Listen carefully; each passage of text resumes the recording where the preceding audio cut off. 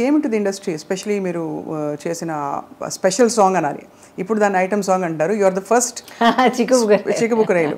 But inhibitions వదిలేయాలి, this is okay, this is not okay అనే విచక్షణ, how did you develop that?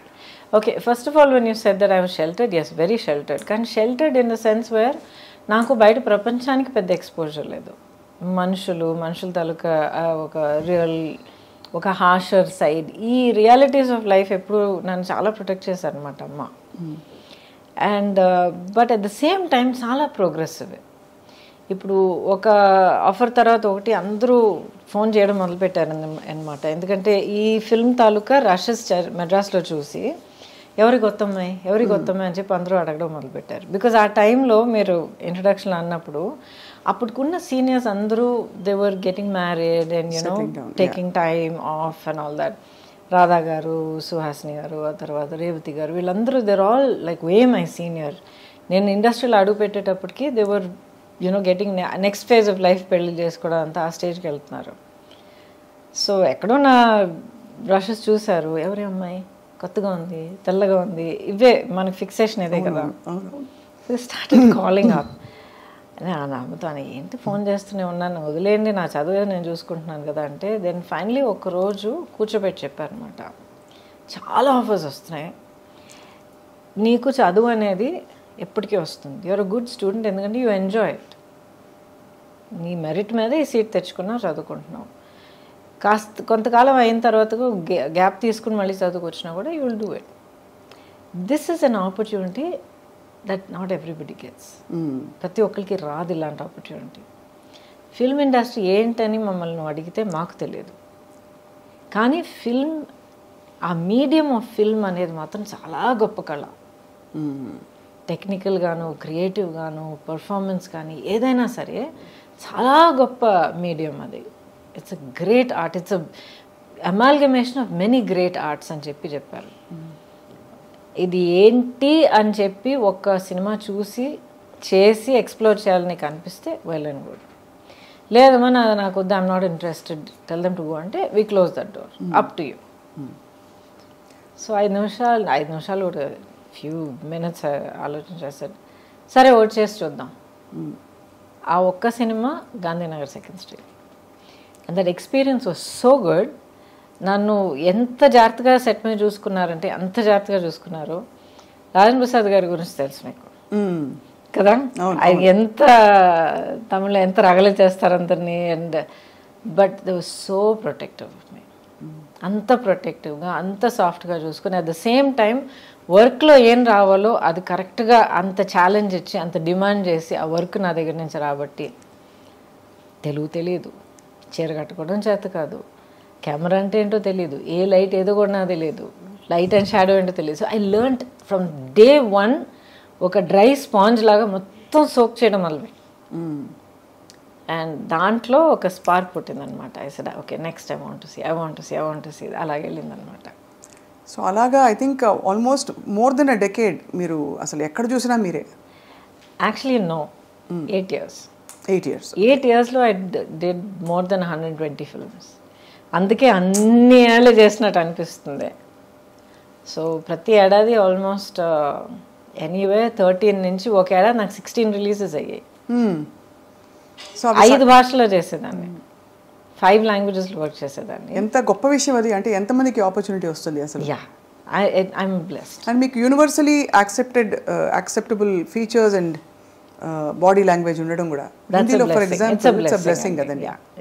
అప్పటికి అమ్మ వాళ్ళు what did they feel me career చూసి? ఫస్ట్ ఏమో లేదమ్మా I want to explore this అని అన్న వెంటనే అమ్మ అప్పుడు ఫుల్ ఫ్లెడ్జ్ ప్రాక్టీస్ ఉండింది, తన డయాగ్నోస్టిక్ క్లినిక్ అదంతా ఉండింది అక్కడ. అఫ్కోర్స్ నాతో ఏం చెప్పలేదు. అండ్ నా state I was hardly 17 years old. And mentally చూస్తే నాకున్న ఆ షెల్టర్డ్ నేచర్కి మేబీ 12 year old ఈక్వలెంట్గా ఉంటుండేది మైండ్. బట్ నాకు తెలియకుండానే ప్రాక్టీస్ మొత్తం వైండప్ చేసి తన లైఫ్ అక్కడ ఫుల్ స్టాప్ పెట్టి కూతుర్ని ఒంటరిగా డెఫినెట్గా ఒక్కరోజు కూడా పంపించే ప్రసక్తే లేదండి. నేను అదే అడుగుదాం అనుకున్నాను మిమ్మల్ని. అంటే అమ్మ వాళ్ళంత బిజీ, మీతో ఎవరు వచ్చి ఉంటారా అని అనుకుంటాను. She packed up her whole life because she wanted me to have this opportunity. తన లైఫ్ ఈ ఆపర్చునిటీ వల్ల మారడానికి ఇన్ని అవకాశాలు ఉన్నప్పుడు I will give her everything to explore that. So తన లైఫ్, తన కెరియర్, తన ప్రొఫెషన్ మొత్తం సాక్రిఫైస్ చేశారు. రాను as I keep getting older and I get older as a mother also, అవన్నీ ఒక్కొక్కటి గుర్తొస్తున్నప్పుడు ఆ మ్యాగ్నిట్యూడ్ ఆఫ్ సాక్రిఫైస్ ఏంటో నాకు అర్థమవుతుంది. ఇప్పుడు కూడా యూనో సమ్ టైమ్ ర్యాండమ్గా థాట్ వచ్చినప్పుడు కొత్తగా కొడుతుందనమాట. ఎవ్రీథింగ్ షీ సాక్రిఫైస్డ్ కదా. ఎంత కష్టపడి ఒక career, profession, business, clinic, practice అంతా ఎవ్రీథింగ్, తన లైఫ్, తన identity. Suddenly she is nobody and then she is Gautami's mother. She was so happy doing it. ఎంత అమ్మగారు she continued with you for a long time అంటే right till the end, throughout. నాన్నగారు ఒకసారి అన్నారు, he said నీకు మీ అమ్మకున్న ఆ bonding అనేది నేను నా లైఫ్లో ఇద్దరు హ్యూమన్ బీయింగ్స్ మధ్యన ఎప్పుడు చూడలేదన్నారు. అంత గ్రేట్, చాలా పెద్ద విషయం. అందులో చాలా మిగతా పిల్లలు ఉన్నప్పుడు ఒక పిల్లకి అంత ఇవ్వడం అన్నది ఇట్స్ నాట్ ఈజీ. చాలా not particularly that she gave me. As matter of fact నేను ఎప్పుడు గొడవపడేదాన్ని, అన్నయ్య అంటేనే నీకు ఎక్కువ ప్రేమ అని. అన్నయ్యనే చాలా ప్యాంపర్ చేస్తావు నువ్వు, అన్ని ముందర అన్నయ్యకి పెట్టిన తర్వాత నాకు పెడతావు, నన్ను అడుగు అన్నయ్య, చాలా గొడవ పెట్టుకునేదాన్ని అనమాట నేను. ఆ తర్వాత అనేది పిచ్చమా అని చెప్పి నచ్చ చెప్పుకుంటూ వచ్చేది. But the thing is that bond was very very strong, very strong. So stardom ఎలా అనిపించింది మీకు once you became a star and suddenly one day you wake up and say ఎక్కడికి వెళ్ళినా కూడా మీకు క్రేజ్ ఒకటి, పెద్ద పెద్ద హీరోస్, పెద్ద పెద్ద ఫిల్మ్ మేకర్స్తో మీరు వర్క్ చేస్తున్నారు, ఎక్కడికి వెళ్ళినా ఇంకా వదలరు కదా. అప్పుడు సెల్ఫీలో ఇది లేదు, బట్ ఎక్కడైనా కూడా ఫోటో తీసుకుంటామనో లేకపోతే ఆటోగ్రాఫ్ ఇమ్మని. ఎలా అనిపించింది? What did you feel about handling stardom? And interesting question. అది ఎప్పుడు నాకు ఒక పెద్ద ఇదిలాగా అనిపించలే. It is matter of fact. ఒక లైఫ్ పాత్ మనం ఎన్నుకున్న తర్వాత, ఒక కెరియర్ తీసుకున్న తర్వాత, మనం దానికోసం వర్క్ చేసిన తర్వాత దానికి వచ్చే it's a result, it's a part of the package. So ఒక పబ్లిక్ పర్సనాలిటీగా ఉండడం, బయటికి వెళ్తే నలుగురు గుర్తుపెట్టడం, మాబ్ అవ్వడం, ఇదంతా I took it as part of విసుగు రాలేదు అసలు? ఎందుకండి విసుగు వస్తుంది? అంటే పొద్దునుంచి సాయంత్రం దాకా almost you have to look perfect, be perfect అని కొన్ని చెప్పేస్తారు కదా. You don't have to look and be perfect. You have to be genuine, you have to be real, and you have to be dignified, and you have to be gracious to the people that you meet. కలిసే వాళ్ళు మీకు mood బాగాలేదు, లేకపోతే మీకు తలనొప్పి వేస్తుంది, లేకపోతే ఏదో టెన్షన్లో ఉన్నారంటే చెప్పండి, ఐఎమ్ సారీ అండి ఇప్పుడు కాదండి, some time later, nice to meet you అని చెప్పి వెళ్ళాలి. వాళ్ళ మీద గసరి నానా మాటలని అనిపించుకొని ఇది అనవసరం.